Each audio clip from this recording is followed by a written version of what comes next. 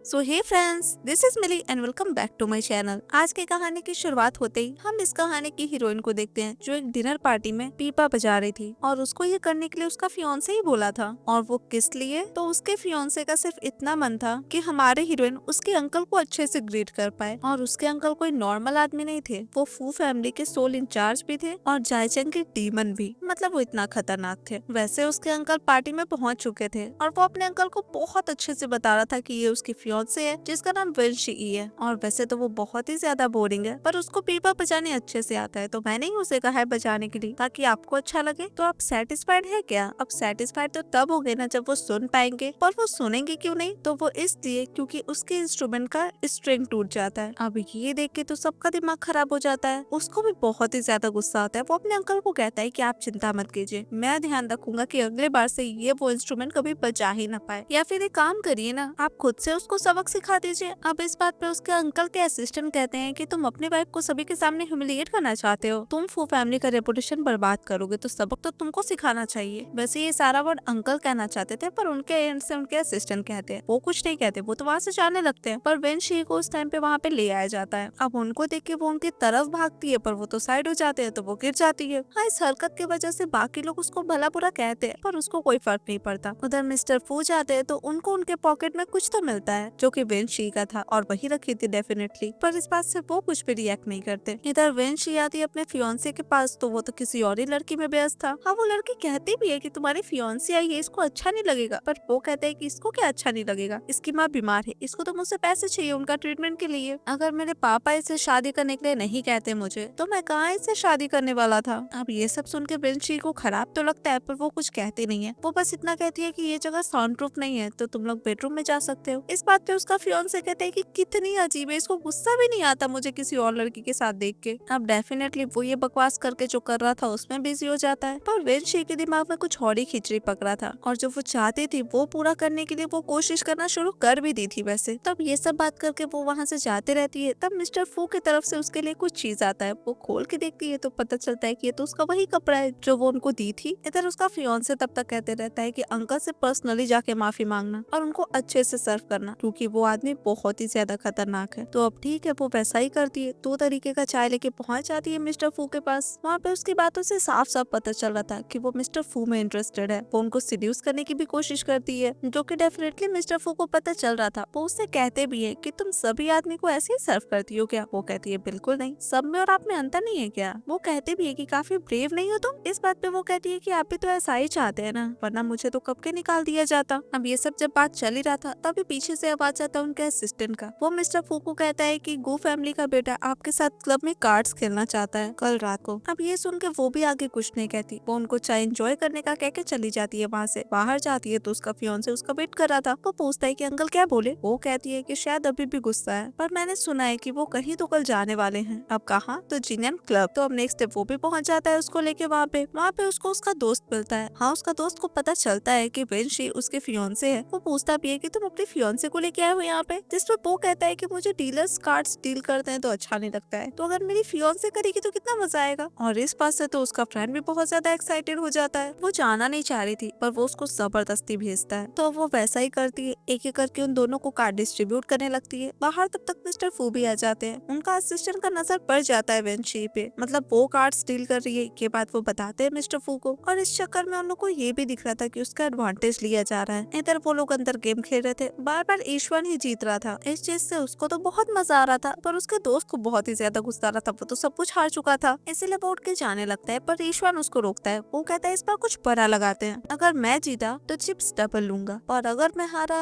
तो ये एक एक कपड़ा खोलेगी। अब ये सुन के तो डेफिनेटली उसको अच्छा नहीं लगता, पर उसका दोस्त बहुत ज्यादा एक्साइटेड हो जाता है। पर फिर भी वो कहता है कि तुम्हारी फियांसे मानेगी करने के लिए, तो वो जाता है उसके पास। वो कहता है कि ये जरूर करेगी, एंड देन उसके कान में कहता है कि अगर तुम मुझे एम्बेरस करी तो मैं तुमसे एंगेजमेंट तोड़ दूंगा, और उसके बाद देखना तुम्हारे पापा तुम्हारी माँ के साथ क्या हाल करते हैं। ये सुन के वो भी राजी हो जाती है। अब बाहर तो मिस्टर फू को ये बात थोड़ी ना पता चलता है, तो वो वहाँ से चले जाते हैं। इधर गेम स्टार्ट होता है और इस पर उसका दोस्त जीतता है। तो अब सारे लोग चिल्लाने लगते हैं, उसको कपड़ा हटाने के लिए कहते हैं कोई एक। अब पहले तो वो जो और रखी थी वो हटाती है, पर इस बात पे उसके फियांसे का फ्रेंड झट से बोलता है कि ये काउंट नहीं होगा, आपको कुछ और हटाना पड़ेगा। अब वो ये बोला था तो सब लोग चिल्लाने लगते हैं, तो अब वो हटाती है। एक बार फिर से गेम स्टार्ट होता है, वो फिर फिर से कार्ड्स डिस्ट्रीब्यूट करती है और इस बार फिर से उसके फियांसे का दोस्त जीतता है। तो अब उसको फिर से हटाना पड़ेगा। वो हिचकिचा रही थी पर उसका फियांसे ही कहता है कि तुमने सुना नहीं, हटाओ। तो वो भी धीरे धीरे खोलने लगती है। पर इस टाइम पे मिस्टर फू वहाँ पे एंटर करते हैं। हाँ, उसके दोस्त को तो बहुत ज्यादा गुस्सा आता है अचानक से कि कौन आ गया डिस्टर्ब करने के लिए। पर मिस्टर फू को देख के चुप हो जाता है, माफी भी मांगता है। देन ईशवान अपने अंकल से कहता है कि आप भी खेलना चाहते हैं क्या मेरे साथ। इतना बोल के झट से जाता है अपने फियांसे के पास, कहता है कि अगर आप जीतेंगे तो आप जो बोलेंगे ये करेगी। इस बात पे वो मान जाते हैं। तो अब गेम स्टार्ट होता है और आपको क्या लगता है कौन जीता होगा? ऑब्वियसली मिस्टर फू जीतते हैं। तो अब वेंशी अंकल से पूछती है कि आप बताइए मैं क्या करूँ। वो कहते हैं कि मैं चाहता हूँ तुम इसको 10 छापड़ मारो। हाँ, ईशवान को तो लग रहा था कि शायद उसके अंकल मजाक करे, पर वो कहते हैं कि तुम ही बोले ना, जब तक मैं खुश हूँ तब तक ये कुछ भी करेगी। तब ईशवान को पकड़ लिया जाता है। वो जाती है, वो तो उसको मार खा रही थी, छू रही थी बस। इस बात पे मिस्टर फू कहते हैं कि आवाज तेज आना चाहिए, तो फिर से मारो। इस बार वो देती है खींच के 2 थप्पड़। वो कहते हैं और मारो, मैं काउंट कर रहा हूँ। तो अब क्या, बस पकड़ के झापड़ पे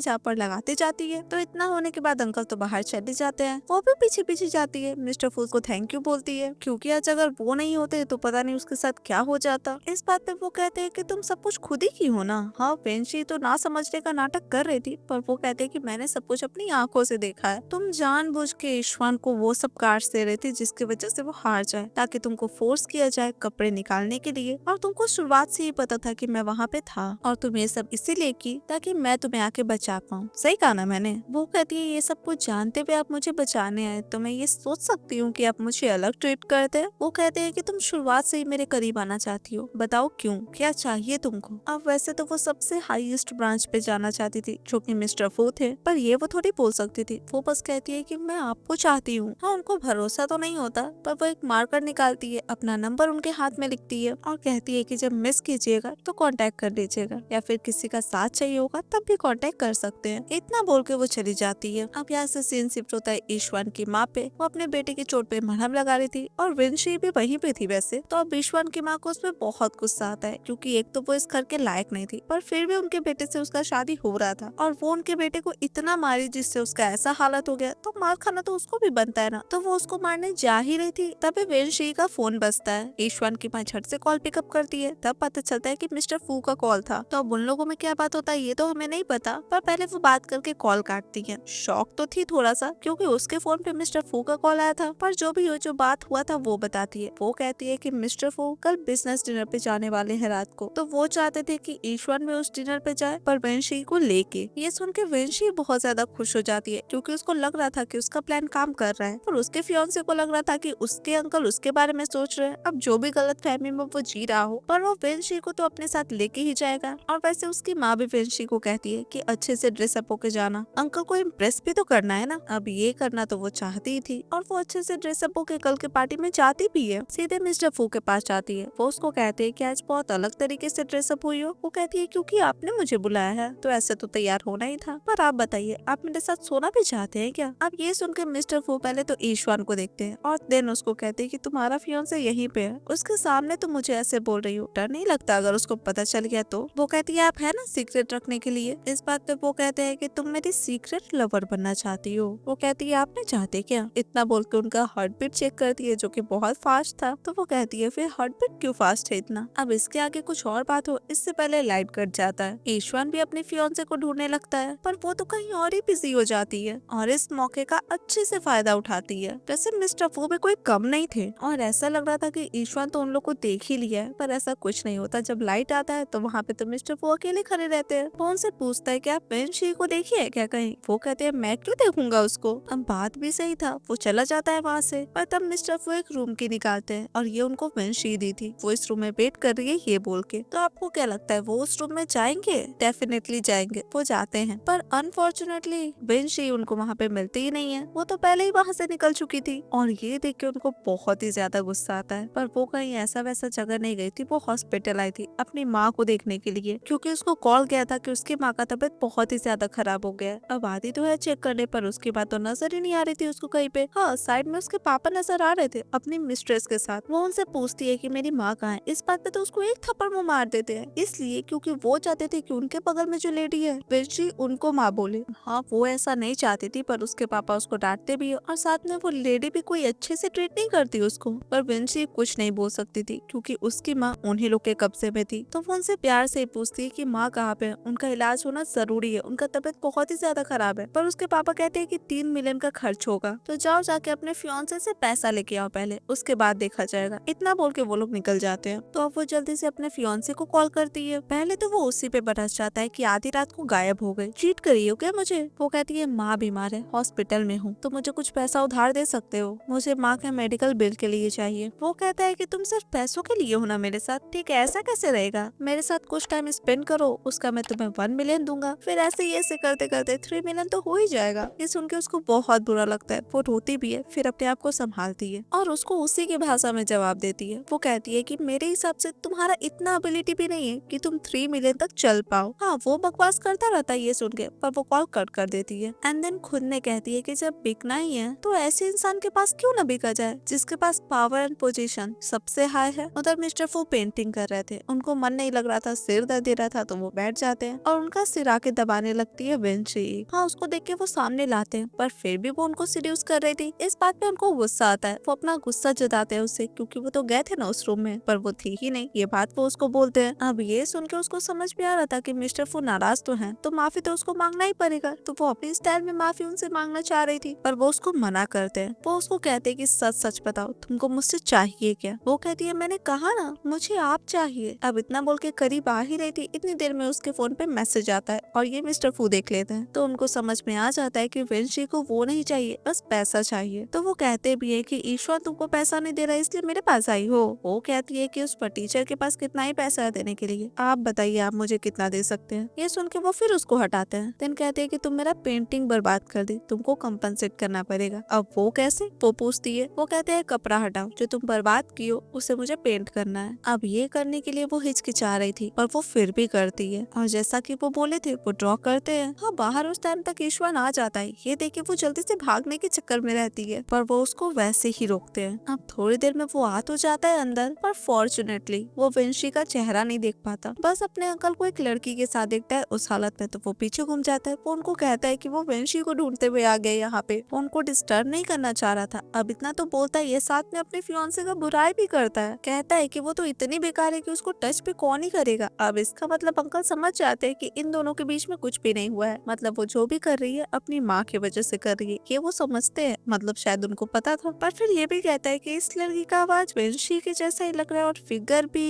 इतना बोल के घूमने ही वाला रहता है कि वो तो उसका आंखें नोच लेते अगर वो पलट जाता तो बेचारा भाग जाता है वहाँ से। तो अब उसके जाने के बाद वो भी जाने लगते हैं, पर वो कहती है कि मेरे बॉडी में और भी पार्ट्स है जहाँ आप ड्रॉ कर सकते हैं। इस बात का वो आंसर तो नहीं देते, पर वो उसको कहते हैं कि अगर तुम सच में किसी को सिड्यूस करना चाहती हो तो हाथ ऐसे शेक नहीं करना चाहिए तुम्हारा। हाँ वो नोटिस किए थे, पर विंची को पैसा चाहिए था। वो उनको कहती है कि आपको जो करना है आप कर सकते हैं, बस आप मुझे पैसे दे दीजिए। इस बात पे वो उससे पूछते हैं कि तुम सच बताओ तुमको इतना पैसा क्यों चाहिए। इस बार वो कहती है कि मेरी माँ का तबीयत खराब है, मुझे उनका मेडिकल एक्सपेंस भरने के लिए पैसा चाहिए। अब इस बात पे वो कहते हैं कि ठीक है मैं इंटरेस्टेड नहीं हूँ, तुम जा सकती हो। वो भी आगे कुछ नहीं कहती, बस चली जाती है। अब बाहर जाती है, सोचते रहती है कि वो पैसा का उपाय कहाँ से करेगी। तभी उसके अकाउंट पे पैसा ट्रांसफर किया जाता है और वो मिस्टर फू किए थे। तो वो झट से उनको कॉल करके रीजन पूछती है, मतलब वो उनको पैसा क्यों ट्रांसफर किए, वो तो कुछ की भी नहीं ना। इस बात पे वो कहते हैं कि वो पहली बार सच बोली, बस इसी का इनाम उसको मिला है। हाँ उसके लिए शॉकिंग था पर सच था। इधर ईश्वर सोचे जा रहा था विंची के बारे में, मतलब उसको अभी भी लग रहा था कि वो लड़की विंची की जैसे क्यों दिख रही थी। ये सब सोचते सोचते क्लब पहुंचता है और वहाँ पे उसको एक लड़की मिलती है जो उसको सीड्यूस भी करती है और उसमें उसको विंची दिख रही थी। तो उसको लग रहा था कि पहली बार वो उसको टच करने दे रही है खुद को, तो वो तो उस पर टूट ही पड़ता है और इस चीज का कोई वीडियो बनाता है, पर कौन ये हमें नहीं पता चलता। इधर हम विंची को देखते हैं जो सोच रही थी कि 3 मिलियन भी वो ट्रांसफर कर दी है अपने पापा को, पर उसकी माँ का अभी तक उसको कुछ भी पता नहीं चला। पर बात ये भी था कि वो चुपचाप तो नहीं बैठ सकती थी, उसको अपनी माँ को ढूंढना ही है और इसके लिए उसको किसी का हेल्प तो लेना पड़ेगा। यही सब जब सोच रही थी तभी ईश्वर की माँ आती है और वो विंची को अपने बेटे का फोटो दिखाती है किसी और लड़की के साथ, पूछती है कि ये क्या है। विंची कहती है कि वो यंग है और ये सब तो वो करते ही रहता है ना। ईश्वर की माँ कहती है कि मैं जानती हूँ वो ये सब करता रहता है, पर ईश्वर की वाइफ होने के नाते तुमको ये सब कवर करना चाहिए। ये सारा मैटर ऐसे सबके सामने कैसे आ सकता है, वो फैमिली की इज्जत का क्या होगा। अब ये सब तो ठीक है, बोल बोल के तो डांट ही रही थी, पर साथ में पूछती भी है कि ईश्वर कहाँ है। तो हाउस हेल्प बताती है कि वो अभी भी क्लब में ही है वो शाओ के साथ और कुछ और भी लोग हैं। तो अब ये जान के भी उसकी माँ को गुस्सा आता है क्योंकि इतना सारा कुछ हो गया और वो अभी तक बाहर है। अगर मिस्टर मिस्टर फू को पता चल गया और वो अपना शेयर्स वापस ले लिए तो इसलिए वो वेनशी को कहती है ईशवन को लेके आने के लिए, और साथ में ये भी कहती है कि वू शाओ बहुत अमीर आदमी है और उसका टेम्पर भी बहुत ही ज्यादा बेकार है, तो उसको प्रवोक ना करे वो, क्योंकि उसको ऑफेंड करना ये लोग अफोर्ड नहीं कर सकते थे। तो अब ठीक है, वो जाती है क्लब में, सब कोई न कोई लड़की के साथ ड्रिंक कर रहा था। उसको देख के उसका फियांसे पूछता है कि तुम यहाँ पे क्या कर रही हो। वो कहती है मैडम चाहती है कि तुम घर आओ। इस बात पे वो हंसते हुए कहता है कि तुमको ऐसा क्यों लगता है कि मैं तुम्हारे साथ घर जाऊंगा। ऐसे ही बोल बोल के उसका इंसल्ट भी करते रहता है। वो कहती है ठीक है, मैं बाहर वेट करती हूँ, जब ये सब हो जाए तो आ जाना। अब बाहर जाते रहती है, तभी एक लड़की उसके पास आती है। वो उसे कहती है कि मैं कॉलेज स्टूडेंट हूँ, यहाँ पे पार्ट टाइम वेट्रेस का काम कर रही हूँ। वो चाहता है कि मैं उसके साथ रहूँ, उसको कंपनी दूं, प्लीज मैं ये नहीं करना चाहती, प्लीज मुझे बचा लो। अब ये सुन के वो उसके सर पे हमला करती है, भागती है उस लड़की को लेके वहाँ से। उस लड़की को तो वो भगा देती है, पर खुद पकड़ी जाती है। वूशाओ और उसका सारा आदमी उसको पकड़ लेता है। हाँ, वो वूशाओ से माफी मांगती है। वो कहती है कि वो लड़की काफी छोटी है, वो अच्छे से सर्व नहीं कर पाएगी, उसको जाने दो। आप उसको जाने दो तो किसी न किसी को तो सर्व करना ही पड़ेगा। तो वूशाओ ये करने के लिए वेनशी को कहता है। ये सब बोलते बोलते तो वो उसका गला पकड़ लिया था। हाँ, ईशवन एक पल के लिए उसको टोकता है, पर फिर उसका हिम्मत नहीं होता कुछ बोलने का वूशाओ को। वो पीछे हट जाता है। वो ईशवन के सामने ही वेनशी को एक थप्पड़ मारता है, उसको खूब भला बुरा सुनाता है। वेनशी कहती है कि तुम मेरे साथ इस तरीके से बिहेव नहीं कर सकते, तुम जानते नहीं हो तुम्हारे साथ क्या हो सकता है। इस बात पे वूशाओ कहता है कि तुम्हारा ही फियांसे है ना ये, मैं तुम्हें मार भी दूं ना फिर भी ये कुछ नहीं बोलेगा। और सच में वो आदमी बेल्ट भी निकाल लेता है उसको मारने के लिए, पर वो कुछ नहीं बोलता, बस चुपचाप देखता रहता है। पर मिस्टर फू नहीं, वो उस टाइम पे वहाँ पे आते हैं। वो सबसे पूछते हैं कि कौन टच किया इसको, कोई आंसर नहीं देता। वो वापस से पूछते हैं, फिर भी कोई कुछ नहीं बोलता। तो अब वेनशी खुद ही उस आदमी को कहने लगती है कि प्लीज मुझे मत मारो, तुम जो बोलोगे मैं वो करूंगी, प्लीज मुझे मत मारो। इसका मतलब वो मिस्टर फू को बता रही थी कि कौन उसको मारने वाला था, और उनको पता भी चल जाता है। और पनिशमेंट के तौर पे वो तो उसका राइट हैंड ही चॉप करवाने का ऑर्डर दे देते हैं। बेचारा वूशाओ बहुत माफी मांगता है, पर उसको माफिया करने वाला कौन था, कोई नहीं। वो तो वेनशी को लेके चले जाते हैं वहाँ से, और ये भी ईश्वन बस देखता ही रह जाता है। इधर वो उसको रूम में ले आके पटकते हैं। वो उससे बहुत नाराज थे, क्योंकि इस बार भी वो सेम काम की थी। वो अपने आप को डेंजर में रखी और उस सिचुएशन में कुछ भी मैसेज की मिस्टर फू को, ताकि वो आके उसको बचाए। अगर वो नहीं जाते तो उसके साथ तो कुछ भी हो सकता था। ये सुन के वो कहती है मैं जानती थी कि आप आएंगे। अब ये बोल के फिर से करीब जाती है, और वो अपना चेहरा घुमा लेते हैं। वो कहते हैं आराम करो, मैं जा रहा हूँ दूसरे रूम में। इस बात पे वो उनसे क्वेश्चन करती है। वो कहती है मैंने आपको बहुत बार सेड्यूस किया, पर आप तो कुछ करते ही नहीं है, ना ही आप इतने सालों से किसी लड़की के साथ थे, ना ही कभी क्लब जाते हैं, तो आप इम्पोर्टेंट है क्या। अब ये वो बहुत गलत बोल दी थी, उसको बोलना नहीं चाहिए था, क्योंकि वो तो उसको रेस्ट करने देना चाहते थे, इसीलिए वो जा रहे थे दूसरे रूम में। पर वो अपने पाँव पे खुद ही कुल्हाड़ी मारी, तो अंजाम तो उसको भुगतना ही पड़ेगा, और वो भुगतती भी है। और ये रात दोनों साथ में स्पेंड करते हैं। तो अब ये सब कुछ होने के बाद वो दोनों बातें करते हैं। वो अपने बारे में उनको बताती है। वो कहती है कि जब मैं छोटी थी तब एक बार पापा बोले थे कि उनको बाहर से पिकअप करने के लिए। मैं वहाँ पे गई, तब मुझे पता चला कि उनके नजरों में मैं तो बस एक सामान हूँ जिसको बेचा जा सकता है। वो तो मेरे बड़े होने का वेट भी नहीं कर पा रहे थे मुझे बेचने के लिए, पर वो एक्सपेक्ट नहीं किए थे कि उनको प्रॉफिट से ज्यादा लॉस हो जाएगा, क्योंकि उस टाइम वो उस आदमी को इंजर्ड करके भागी थी वहाँ से। ये बोलते बोलते वो कहती है कि आप भी देखते ना, एक छोटी सी लड़की के पीछे इतना सारा आदमी भाग रहा है एक चाकू लेके, कितना फनी था वो कहते हैं ऐसे मत बोलो, अपने पेन को जोक की तरह सुनाना ये कोई मजाक नहीं है। इस बात पे वो भी कुछ नहीं बोलती। वो आगे पूछते हैं कि तुमको याद है उसके बाद क्या हुआ था। वो कहती है नहीं, मुझे याद नहीं, पर उसको इतना जरूर याद था कि घर आने के बाद उसके पापा उसको रूम में जरूर लॉक कर दिए थे। तो प्रेजेंट में वो कहती है कि मैं याद करना भी नहीं चाहती। तो वो भी आगे उसको कुछ नहीं कहते। थोड़ी देर बाद वो सो जाती है, पर तब वो खुद में कहते हैं कि वो अभी भी ऐसी ही ब्रेव है जैसी वो तब थी जब वो उससे पहली बार मिले थे। इसका मतलब वो लोग पहले मिल चुके हैं, पर वो कैसे। तो हमें पास्ट दिखाया जाता है जब वो बहुत ही ज्यादा इंजर्ड थे, एक रूम में थे, और भागते हुए वेनशी भी वहीं आ गई थी। तो वो उसको पकड़ लेते हैं, चुप रहने के लिए कहते हैं, क्योंकि उनको भी कुछ लोग ढूंढ रहा था। अंदर मिस्टर फू का हालत बहुत ही ज्यादा खराब था। उनका हिम्मत वहीं पे जवाब देने लगा था, पर वेनशी ऐसे हिम्मत नहीं हार सकती थी। बाहर वो लोग जो उनको ढूंढ रहा था, वो एक एक करके सारा रूम चेक करने लगता है, और अब उसी रूम का बारी था। तो वो हिम्मत दिखाती है, वो जाती है उस रूम के बाहर, पर इस वजह से उसका रिबन गिर जाता है, और यही रिबन तो था जो वो हमेशा कैरी करते थे। उधर वो हिम्मत से बाहर जाती है। वो उन लोगों को कहती है कि आप लोग किसी को ढूंढ रहे हैं क्या, मैंने एक लड़का को देखा है जो इंजर्ड है, वो उस तरफ भागा है। अब जिस तरफ भागा था वो उस तरफ ले जाने लगती है। वहाँ से वो लोग आ रहे थे जो वेनशी को ढूंढ रहे थे। अब वो उसको देख के उन पे हमला करने लगते हैं, इधर से ये लोग भी उस पे हमला करने लगता है। अब लो आपस में लड़ लो सब। वो तो मौका देख के भाग जाती है वहाँ से, और कहीं अलग नहीं भागती है, वो मिस्टर फू के ही पास गई थी। तो अब प्रेजेंट में वेनशी कुछ ऐसा ही सपना देख रही थी। सपना में ये सारा शोर सुन के उसका नींद खुलता है।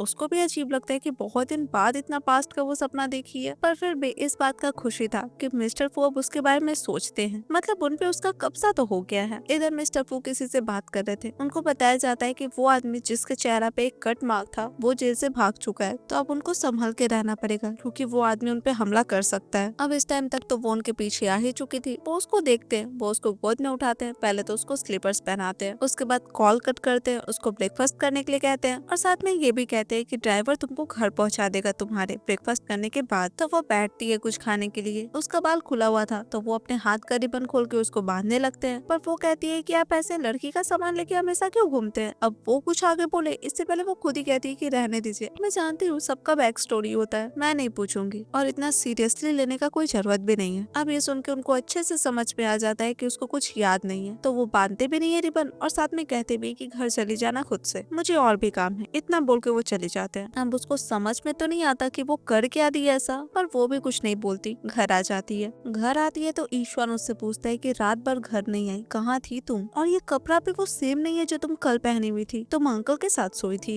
ऐसे ही बोल बोल के गुस्सा आ रहा था। वो कहती है हाथ छोड़ो मेरा, फुल फैमिली का इज्जत वो बचाए हैं और अपने फियांसे के साथ दूसरा आदमी को कुछ भी करता हुआ देख के तुम चुपचाप खड़े थे। जब ये न्यूज बाहर जाएगा ना तो मैं एम्बेरस नहीं होंगी, तुम होगे। हाँ, ये सुन के उसको गुस्सा आता है, पर वो कहता है कि अगर तुम दोनों साथ सोए भी हो ना तो भी उनके पास लड़की का कोई कमी नहीं होगा, तो तुम ये मत सोचो कि वो तुमसे प्यार करने लगे और उनको तुम्हें पसंद क्या आएगा, तुम्हारा इतना डरपोक नेचर या फिर तुम्हारा बैंकरप्ट फैमिली। तो इतना दिमाग लगाना बंद करो क्योंकि वो कोई ऐरा गहरा आदमी नहीं है जिसके साथ रहना तुम अफोर्ड कर सकती हो। तो चुपचाप जाओ, जाके ड्रेस चेंज करो क्योंकि मेरी माँ अंकल को बुलाइए साथ में डिनर करने के लिए ताकि अंकल से माफी मांगा जा सके और वहाँ पे तुम भी रहोगी। अब इतना बोल के वो तो चला जाता है, पर वेंसी सोचती है कि बात भी तो सही है ना, उसके जैसे लड़की जिसका इतना खराब इंटेंशन है उनको सिड्यूस करने का, उस लड़की से क्या मिस्टर फू को सच्चा प्यार होगा, शायद नहीं। पर जो भी था सीन शिफ्ट होता है डिनर पे। मिस्टर फू आए हुए थे और ईश्वन की माँ उनसे माफी मांग रही थी कल जो भी इंसिडेंट हुआ उसको लेके, मतलब उनका बेटा चुपचाप अपने फियांसे के साथ होता वो सब देख रहा था, तो इसी सब को लेके माफी मांगती है मिस्टर फू से। हाँ, उनको ये सुन के गुस्सा तो बहुत आता है। वो कहते भी है कि मैं भी कुछ ऐसे ही लड़कों को लेके आऊंगा जो ईश्वन को पसंद करते होंगे, उसके बाद मैं भी देखता हूँ क्या होता है इसके साथ। अब ईश्वन समझ तो सब कुछ रहा था। वो कहता है कि मैं नेक्स्ट टाइम से वेंसी को ऐसे ट्रीट नहीं करूंगा और जो कि आप इतना हमारे बारे में सोचते हैं तो हमारी शादी में जरूर आइएगा। अब शादी, इस बात पे ईश्वन की माँ बताती है कि उन दोनों का शादी 2 महीना बाद फिक्स हुआ है, तो उनको आने के लिए भी कहती है। मिस्टर फू वेंसी से पूछते है कि तुम चाहती हो कि मैं आऊँ। अब ये सुनकर उसके दिमाग में सब कुछ चलता है। देन वो उनसे ही पूछती है कि आप आना चाहते हैं। अब मन में तो ये चल रहा था कि अगर वो मना करेंगे तो उससे प्रूफ हो जाएगा कि उसके लिए उनके मन में फीलिंग्स है, और वो मना करते भी है। पर वो कहते हैं कि मुझे तुम लोगों जैसे लोगों के शादी में नहीं आना, जो कि मेरे लिए इम्पोर्टेंट नहीं है। इतना बोल के वो चले जाते हैं और इस बात पे ईश्वर वेंसी को कहता है कि तुम देखी, इनके लिए तो हम लोग इम्पोर्टेंट भी नहीं है। अब उसको भी ऐसा ही लगने लगता है। उसको लगता है कि वो कुछ ज्यादा ही सोचती है। पर फिर उसको एक आदमी दिखता है जिसके चेहरा पे वैसा ही स्कार था जिसके बारे में वो मिस्टर फू को बात करते सुनी थी, और उसको ये भी आइडिया लग गया था कि इस आदमी से मिस्टर फू को खतरा है। तो वो सोचती है कि जल्दी से उनको इन्फॉर्म कर दे इस बारे में, पर नहीं, वो ऐसा नहीं करती क्योंकि ये उसका आखिरी चांस था। तब वो मिस्टर फू से बात करने का नाटक करती है उस आदमी को सुना के। ऐसा लग रहा था उसकी बातों को सुन के कि मिस्टर फू के वो कितना क्लोज है और वो उसको पिक करने आने वाले हैं। तब ये सारी बातें करके वो वहाँ से जाने लगती है, पर वो आदमी उसको बेहोश कर देता है। इधर मिस्टर फू अपना दुखड़ा अपने दोस्त को सुनाए थे, मतलब यही सब बताए थे कि एक लड़की उनका यूज करी और वो अब किसी और से शादी कर रही है। तो यही सारी बातें जब चल रहा था तभी उनका असिस्टेंट आके बताता है कि वेंशी खतरे में। तब वो जल्दी से भागते हैं। वहाँ वो आदमी वेंशी को पकड़ के रखा था और तब पता चलता है कि वो आदमी मिस्टर फू के अंकल है। और वेंशी के बातों से तो उनको आइडिया लग ही गया था कि मिस्टर फू के लाइफ में वेंशी का कुछ अलग ही जगह है, और वैसे शायद था भी, जो कि वेंशी को खुद नहीं पता था। पर जो भी था, उनके अंकल जो भी बोलते हैं मिस्टर फू करते हैं। उनको घुटनों के बल बैठने के लिए कहा जाता है, वो बैठते हैं। वो कहते हैं कि आप जो भी बोलेंगे मैं करने के लिए तैयार हूँ, पर प्लीज इसको छोड़ दीजिए। अब ठीक है, छोड़ तो वो देंगे वेंशी को, पर उससे पहले वो मिस्टर फू को एक चाकू देते हैं और उनको भी अपने गाल पे वो सेम स्कार बनाने के लिए कहते हैं जो उनके खुद के गाल पे था। अब मिस्टर फू के पास कोई ऑप्शन भी नहीं था, वो तो चाकू उठा लेते। स्कार बनाने ही जा रहे थे कि वेंशी उस आदमी को धक्का देती है और मौका का फायदा उठाते हुए वो भी अपने अंकल के पेट में चाकू घुसा देते हैं। जल्दी से उसका हाथ खोलते हैं, पर उनके अंकल शूट कर देते हैं वेंशी को और वो आदमी खुद भाग जाता है। अब इधर वेंशी को तो लगता है कि ये उसका आखिरी दिन है, तो वो कहती है कि जब मैं मरने ही वाली हूँ तो क्यों ना सब कुछ सच सच बोला जाए। अगर मैं मर जाऊँ तो प्लीज मेरी माँ को बचा लीजिएगा। वो कहते हैं अगर तुम मर गई ना तो तुम्हारी माँ को विन फैमिली की जेल में डाल दूंगा। वो कहती है नहीं और बेहोश हो जाती है। उसको हॉस्पिटल लाया जाता है, उसका सर्जरी होते रहता है, तब तक वो वहीं पे बैठे रहते हैं। उनका तो दिमाग ही काम नहीं कर रहा था कि वेंशी उनकी वजह से अपना लाइफ रिस्क पे क्यों डाली। यही सब सोच सोच के उनका दिमाग खराब हो रहा था, क्योंकि बस वो ठीक रहे, वो इतना ही चाहते थे। थोड़ी देर में सर्जरी कंप्लीट होता है, डॉक्टर बाहर आते हैं और बताते हैं कि सर्जरी सक्सेसफुल रहा। तो अब उसको दूसरे वार्ड में शिफ्ट किया जाता है। थोड़ी देर में उसको होश आता है, आँख खुलता है तो आँख के सामने मिस्टर फू को देखती है आराम करते हुए। उनका हाथ पकड़ती है, वो जल्दी से उसको देखते हैं, वो ठीक थी। ये देख के वो एकदम रिलैक्स्ड हो जाते हैं। तो अब ऐसे ही दिन बीत रहा था, अभी तो उसको हॉस्पिटल में ही रहना था ना। तो ऐसे ही एक दिन सुबह में उठती है, थोड़ा स्ट्रेचिंग करने लगती है। इतनी देर में मिस्टर फू वहाँ पे आते हैं। उसको रेस्ट करने के लिए कहा गया था तो उसको रेस्ट करने के लिए कहते हैं, पर वो तो उनको किस करना ही शुरू कर देती है और पूछती है कि सच बताइए, आप मुझसे प्यार करते हैं? वो कहते हैं हाँ सच में करता हूँ। तो अब किस बात का दूरी, वो लोग एक दूसरे को किस करने लगते हैं। इधर हॉस्पिटल में हम ईशान और उसकी माँ को देखते हैं। वो लोग आपस में बात कर रहे थे। ईशान की माँ तो बहुत ही ज्यादा खुश थी, क्योंकि गलती से ही सही वेंशी उसके अंकल की जान बचाई थी। तो अब मिस्टर फू तो उन लोग के फैमिली पे बहुत ही ज्यादा मेहरबान हो जाएंगे, उन लोग का खुल के सपोर्ट करेंगे। यही सब बात ईशान की माँ कह रही थी, पर वो तो कहीं और ही खोया हुआ था। टोकने पे वो कहता है कि अब उसको ऐसा डर लग रहा है कि वो कहीं वेंशी को जिंदगी भर के लिए खो ही ना दे। अब शायद उसका डर सच भी होने वाला था। वो अंदर पॉट में जाता है तो वो दोनों ही उन दोनों को किस करते देखते हैं। हाँ, उन दोनों को बहुत ही बड़ा झटका लगता है। उन लोग को तो भरोसा ही नहीं हो रहा था। पर आज वो वेंशी को फॉर्मली इंट्रोड्यूस कराते हैं अपनी गर्लफ्रेंड बोल के। ये सुन के ईश्वन को सब कुछ समझ में आ जाता है, जो भी शुरुआत से चल रहा था उन दोनों के बीच। वो कहता है कि आप दोनों मेरे पीठ पीछे अफेयर रख रहे थे। अपने अंकल को जाके कन्फर्म करता है कि आपको तो बहुत सारी लड़की मिल जाएगी, फिर मेरी फियांसे को टारगेट करने का क्या मतलब। वो कहते हैं तुम्हारी फियांसे? अपनी फियांसे को कोई फोर्स करता है म्यूजिक बजाने के लिए, कोई बेट हारने पे अपने फियांसे को कपड़े निकालने के लिए कहता है। अपने फियांसे को कोई भी ह्यूमिलिएट होते हुए देख सकता है क्या? वो कहता है हाँ मैं मानता हूँ, मैं पहले इसका ध्यान नहीं रखता था, पर अब मैं इसको अच्छे से ट्रीट करूंगा, ये मेरी है। इस बात पे उसकी मम्मी उसको टोकती है। वो मिस्टर फू से माफी मांगती है और साथ में अपने बेटे को भी समझाती है कि एक लड़की के लिए अपने अंकल से रिश्ता खराब करोगी क्या? पर नहीं, वो फिर भी नहीं सुनता। वो फैंसी से पूछता है कि बताओ अंकल तुमको फोर्स किए हैं क्या खुद से प्यार करने के लिए? वो कहती है नहीं, हम दोनों एक दूसरे से बहुत प्यार करते हैं। ये सुन के वो बढ़ता है उनके तरफ, पर मिस्टर फू उसको पकड़ लेते हैं और ये देख के उसकी माँ मिस्टर फू से माफी मांगती है और अपने बेटे को लेके जाती है वहाँ से। तो अब इन लोग को अपना रिश्ता तो किसी से भी छुपाने का कोई जरूरत नहीं था। तो वो दोनों घर पे आते हैं। वो ढेर सारा लड़की का कपड़ा अरेंज करके रखे हुए थे। ये देख के वेंशी पूछती भी है कि इतना सारा कपड़ा, बहुत लड़की से जान पहचाने लगता है आपका। इस बात पे हाउस हेल्प भी कहती है कि नहीं ऐसा कुछ नहीं है सर, तो पहली बार किसी लड़की को घर पे लेके आए हैं। इस बात पे वो स्माइल करते हैं। तो दूसरी हाउस हेल्प कहती है कि न जाने कितने दिन बाद इनके चेहरा पे स्माइल आया है। अब ये बोल के वो लोग तो चली जाती है, पर ये दोनों ये टाइम बहुत अच्छे से स्पेंड करते हैं, क्योंकि अब दोनों ही एक दूसरे को बहुत अच्छे से एक्सेप्ट कर लिए थे। तो अब जो भी था, एक दूसरे के साथ अच्छे से टाइम स्पेंड करने के बाद वो लोग एक दूसरे से बातें करने लगते हैं। वो उसको कहते हैं कि तुमको मेरी वजह से खुद का लाइफ रिस्क में डालने का कोई जरूरत नहीं था, तुम मुझ पे भरोसा कर सकती थी, मैं तुम्हें कुछ होने नहीं देता। अब उनके मुंह से रिलाय वर्ड सुन के उसको अपना पास्ट याद आता है, जब उसके पापा उसके घर का गेट बहुत ही जोर जोर से नॉक कर रहे थे और उसकी माँ और वो अंदर थे। वो लोग गेट खोलने नहीं दे रहे थे। उस टाइम पे उसकी माँ उसको बोली थी कि दुनिया में तुम किसी पे भी रिलाई नहीं कर सकती सिवाय खुद के, क्योंकि अपने पापा पे जब नहीं कर पा रही है तो और दूसरे इंसान पे किस पे ही भरोसा करेगी। वो रियलिटी में ये सोच के थोड़ा सा डर जाती है। पूछते हैं मिस्टर फूस से कि क्या हो गया, तो वो अपना कहानी उनको सुनाने लगती है। वो कहती है कि जब वो छोटी थी तभी उसके पापा उसकी माँ को चीट किए थे उस घर के नैनी के साथ। ये सब देख देख के उसकी माँ का तबीयत बहुत ही ज्यादा खराब रहने लगा और तब उसके पापा के मिस्ट्रेस का पूरा कब्जा हो गया उस घर पे। उसको स्टोर रूम में रखवा दिया गया। उसको घर का सारा काम करना पड़ता, खाना खाने तक नहीं दिया जाता था। हाँ, उसकी स्टेप बहन उसको कहती थी खाना खाने के लिए, पर खिलाती नहीं थी, जमीन पे गिरा देती थी। तो रियलिटी यही था कि जो भी उसका होना चाहिए था सब उसकी स्टेप बहन को मिला और उसको तो बस धमकी मिला उसकी माँ का नाम लेके। उसको जो जो चीज करने का मन नहीं था वो उसको सब करना पड़ा, क्योंकि उसकी माँ उन लोग के पास थी। तो वही वो कहती है कि इसीलिए मैं किसी पे भी रिलाय नहीं होना चाहती, पर वो कहते हैं कि तुम मुझ पे डिपेंडेंट हो सकती हो, और ये तो वो भी मानती थी। वो उनको कहती है कि आप मेरी हेल्प करेंगे। अब किस चीज में ये वो बोले, इससे पहले उसको उसके पापा का कॉल आता है। वो बहुत ही ज्यादा गुस्सा में थे, क्योंकि ईश्वन के साथ उसका एंगेजमेंट टूट चुका था, और इसीलिए वो कहते हैं कि मैं जा रहा हूँ तुम्हारी माँ के पास और ये मेक श्योर करूंगा कि तुम जिंदगी में उससे कभी ना मिल पाओ। अब ये तो मिस्टर फू भी सुनते हैं। वो उनको कहती है कि आप प्लीज मेरी हेल्प कीजिए मेरी माँ को ढूंढने में और उन सारे लोगों को पनिश करने में। डेफिनेटली वो करेंगे भाई, अब कैसे वो तो नहीं पता, पर नेक्स्ट डे वो जाती है अपने पापा के घर पे। उसको देख के उसके पापा बहुत ही ज्यादा बरसते हैं, क्योंकि इतना अमीर परिवार से उसका एंगेजमेंट टूट गया, तो उससे ज्यादा बेवकूफ और दुनिया में कौन ही होगा उनके हिसाब से। वो वो बोलते हैं, उनकी मिस्ट्रेस बोलती है उसको, वो सीधे पूछती है मेरी माँ कहाँ है। अब आपको क्या लगता है इसका आंसर उसके पापा देने वाले थे क्या? डेफिनेटली नहीं। वो तो उल्टा कहते हैं कि अगर वो मर गई ना तो उसका रीजन तुम होगी, और अगर अपनी माँ को बचाना चाहती हो तो उस फैमिली में वापस जाओ और उससे माफी मांगो, जो करना है करो, पर उस घर की बेटी के साथ एंगेजमेंट करो। अब इस बात के लिए तीनों के तीनों मिलकर उसको बोलने लगते हैं। वो कहती है कि ठीक है, पहले मुझे अपनी माँ से वीडियो कॉल पे बात करना है, मुझे मेक श्योर करना है कि वो ठीक है, उसके बाद मैं ये करूंगी। हाँ, उसके पापा तो नहीं करवाना चाह रहे थे, पर उसकी स्टेप बहन ही कहती है कि पापा इसको एक बार बात करवा दीजिए ना, क्योंकि अगर ये फू फैमिली का दिल नहीं जीत पाई तो अपनी माँ से किया हुआ इसका तो आखिरी बार बात होगा ना। तो अब ठीक है, वो कॉल करती है उसकी माँ को। उसकी माँ जिंदा थी, ठीक थी, पर तबीयत तो खराब था ही, पर डेफिनेटली ज्यादा देर तक करने नहीं देती, हार्डली 1 मिनट तक बस।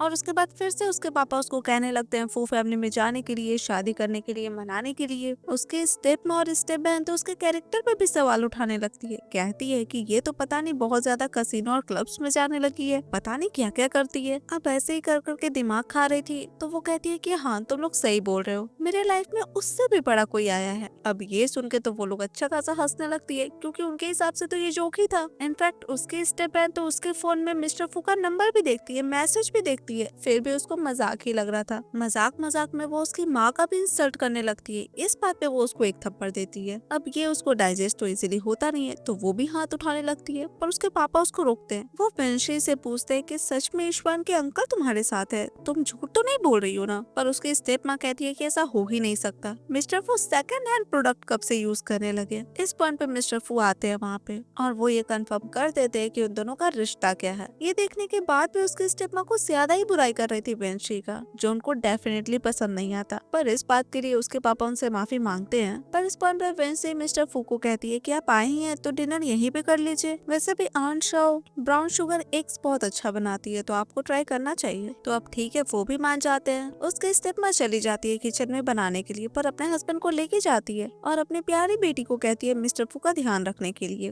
तो वेंशी भी जाती है उनके लिए पानी लाने के लिए। तब तक वो बैठे रहते हैं। इतना देर में आती है उसकी स्टेप बहन। वो उनके लिए हनी वाटर बना के लाई थी, क्योंकि वो सुनी थी कि मिस्टर फू के पेट में दर्द है, और देती तो है ही, साथ में टच भी करती है, पर वो कुछ भी रिएक्ट नहीं करते। हाँ, वो थोड़ा बहुत अपनी बहन की किस्मत का भराई कर देती है, क्योंकि उनको मिस्टर फू जैसा आदमी मिल गया। तो ये सब बकवास करके वहाँ से जाते रहती है, पर जाते नहीं है, पैर अपना मोड़ती है और उनके ऊपर गिर जाती है। और वो भी मौका का फायदा उठा के उसके पॉकेट में वॉइस रिकॉर्डर रख देते हैं। पर ये बात उसको थोड़ी पता चलता है, वो तो आराम से उठ के जाने लगती है। हाँ, उस टाइम तक वेंशी आ गई थी, और उसको देख के तो उसको बहुत ही ज्यादा मजा आ रहा था, क्योंकि उसको ऐसा लग रहा था कि इन दोनों का रिश्ता तोड़ना उतना ज्यादा भी टफ नहीं है। अब जो भी था, इधर ये दोनों तो बातें करने लगते हैं और उधर वो तीनों अपने प्लानिंग में लग जाते हैं। वेंशी की स्टेप में प्लान बनाती है। उनके पास कोई मेडिसिन था, वो वेंशी के सूप में डालने वाली थी, क्योंकि उसको पीने के बाद वेंशी को होश तो रहेगा नहीं, और उसके पास किसी भी आदमी को लाके सुला दिया जाएगा। और अगर ये चीज मिस्टर फू जैसे अमीर आदमी देखेंगे तो वो तो डेफिनेटली उससे शादी नहीं करेंगे। अब ये सब तो ठीक है, पर उसके पापा को डर भी था कि अगर वो लोग पकड़े गए तो। इस बात पे वो कहती है कि नहीं, ऐसा मौका ही नहीं मिलेगा, क्योंकि उनके बेड पे तो मैं रहूंगी ना, तो उठने के बाद तो वो खुद ही गिल्टी फील करते रहेंगे, तो वो मुझसे ही शादी करेंगे। ये सब सोचने का टाइम उनके पास थोड़ी ना रहेगा। इस बात पे उसकी माँ कहती है कि एक बार ये चली जाएगी फू फैमिली में, उसके बाद फू फैमिली का सारा प्रॉपर्टी तो हमारा ही है ना। तो अब चलो, प्लान तो बन ही गया था,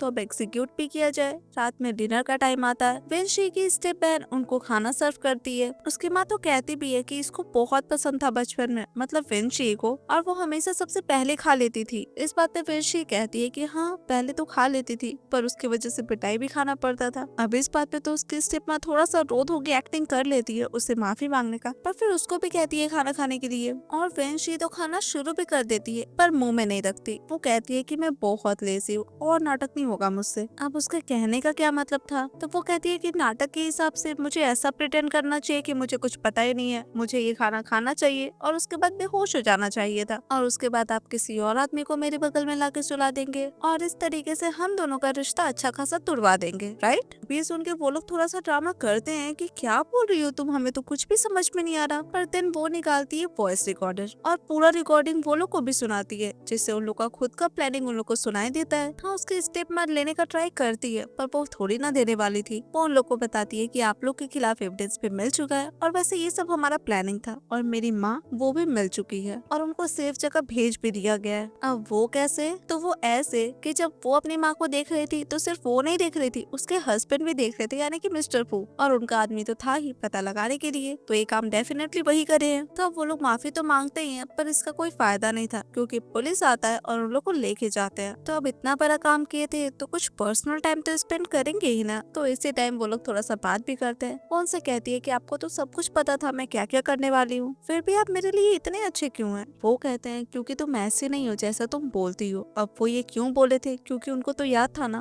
पहले उनके साथ जो भी हुआ ये सब। वो उसको कहते हैं कि जब मैं इंजर्ड था तो पहले इंसान जो मेरे पास आई थी वो तुम थी। अब इसका मतलब उसको समझ में आता है वो बुलेट वाला सीन। तो वो सोचती है कि पर ये तो गलत है ना, ये सब कुछ तो मैं खुद से प्लान की थी। तो अब उसके मन में ये क्वेश्चन अराइज होता है कि क्या वो सच में रियल वाली बेंशी से प्यार करते हैं। वो सोचती है कि वो क्या क्या की है उनको पाने के लिए, उनको पाने के लिए नहीं, अपनी माँ को बचाने के लिए। वो जो कर सकती थी वो सब की। तो क्या रियल वाली बेंशी से वो प्यार करेंगे? अब ये तो पता नहीं, पर वो सो जाती है। जब नेक्स्ट मॉर्निंग उठती है तो मिस्टर वो कंपनी जा चुके थे, ये उसको पता चलता है। हाँ, उसका ब्रेकफास्ट वो खुद से बना के गए थे, पर साथ में कुछ एग्रीमेंट भी रख के गए थे। वो शेयर ट्रांसफर एग्रीमेंट था। अब ये देख के तो वो खुश होती है, पर साथ में उसको एक नोट भी मिलता है जिसमें वो उसको कॉन्ग्रेचुलेट करते हैं फिर फैमिली के चंगुल से बाहर निकलने के लिए, और साथ में वो उसके नाम पे शेयर्स भी ट्रांसफर कर रहे हैं तो उसके लिए भी। पर नहीं, वो सोचती है कि अब उसको उनको सारा सच बताना पड़ेगा। तो वो पहुंच जाती है उनके कंपनी। पता चलता है कि मिस्टर फू अभी मीटिंग में बिजी है तो उसको वेट करना पड़ेगा। तभी वो देखती है कि ईश्वर को कंपनी से निकाला जा रहा है। इस दौरान उसका भी उस पर नजर पड़ता है, तो अब दोनों बात करने बैठते हैं। वो कहता है कि कैसी हो तुम, तुमको देख के तो ऐसा ही लग रहा है कि तुम अच्छी होगी, पर अंकल मेरे साथ सारा कॉपरेशन खत्म कर दिए और उनको देख के और भी सारा इन्वेस्टर्स अपना पैसा वापस ले लिया, और अब उनका हालत ऐसा है कि उनका घर बिक रहा है सारा डेट चुकाने के लिए। वो कहती है तो तुम क्या चाहते हो, मैं तुम्हारे अंकल से बात करूँ तुम्हारे लिए? वो कहता है नहीं, मैं बस अपनी फीलिंग्स बताना चाहता हूँ तुमको। मैं जो भी टाइम तुम्हारे साथ स्पेंड किया मैं बहुत खुश था, मैं मिस करता हूँ उस टाइम को। वो कहती है पर मैं मिस नहीं करती, और ये बात वो समझ सकता था।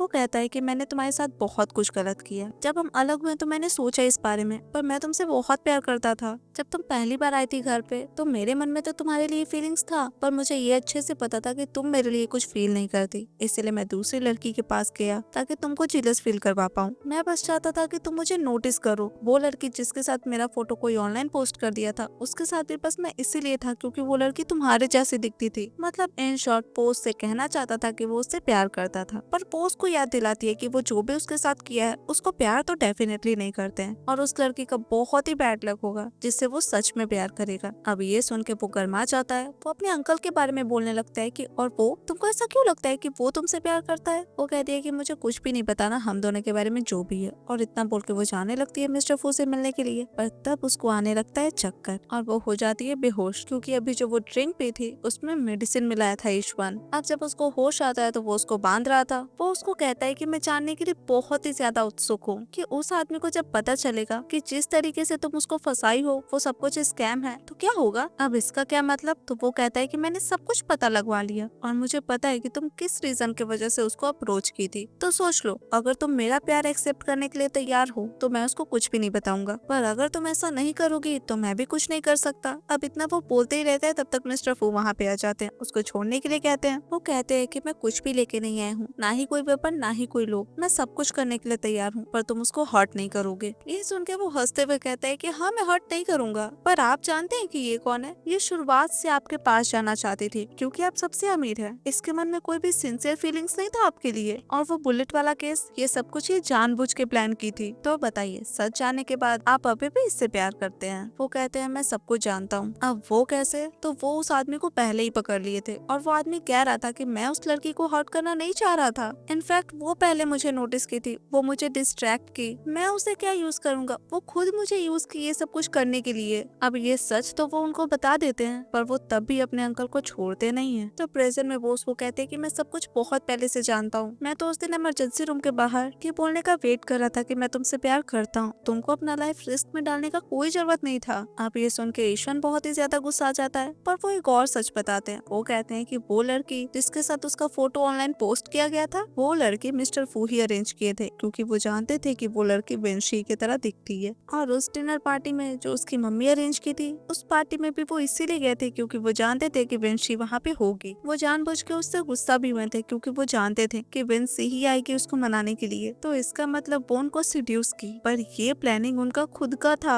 और आज जो वो उसको लेके आए हैं यहाँ पे ये चीज भी वो जानते थे, बस उनको मौका चाहिए था अपना फीलिंग फीलिंग्स ऑनेस्टली उसको बताने का, जो कि आज वो उसको बता भी देते हैं। वो वेंशी को कहते हैं कि मैं रियल का ऐसा हूँ, सेल्फिश, इविल और कंट्रोल करने का डिजायर रखने वाला। तो अब बताओ, मुझे जानने के बाद तुम मुझसे प्यार करती हो? वो हंसते हुए कहती है कि पता नहीं हम लोग का इतना परफेक्ट मैच कौन ही बना दिया। इट मीन्स हाँ, डेफिनेटली। अब ये सब तो ठीक है, पर ईश्वन तो उसको तो पकड़ लिया जाता है। पर इस चीज से इन दोनों को कोई मतलब नहीं था, क्योंकि ये दोनों तो आपस में ही बिजी थे। अब यहाँ से सीन शिफ्ट होता है कुछ दिन बाद। वो दोनों आपस में बैठे हुए थे और वो उसको सारा सच बता देते हैं कि वो लोग पहली बार कब मिले थे, और ये जो रिबन लेके वो घूमते हैं ये भी उसी का है। इस बात पे वो पूछती है कि इसका मतलब आप इतना साल से मुझसे प्यार करते हैं, राइट? वो कहते हैं हाँ। तो फिर मुझे ढूंढते हुए पहले क्यों नहीं आए? वो कहते हैं कि उस साल मैं भी सेफ नहीं था, माहौल मेरे लिए भी सेफ नहीं था, तो आई एम सॉरी। अब ये सुन के वो कहती है ठीक है, पर सच सच बताइए, और कुछ तो नहीं छिपा के रखे हैं? वो कहते हैं नहीं, पर जिंदगी में मैं बस इतना चाहता हूँ कि मैं पूरी जिंदगी तुम्हारे साथ रहूँ, तुमको अपना सर झुकाने का कभी जरूरत ना पड़े और तुम मेरे साथ बहुत खुश रहो, पर थोड़ा सा तुमको सर भी झुकाना पड़ेगा। अब वो क्यों? तो अरे भाई, वो उसको प्रपोज कर रहे थे, तो थोड़ा तो सिर झुकाना पड़ेगा ही ना। वो कहती है कि अगर मैं एक्सेप्ट नहीं करूँ तो?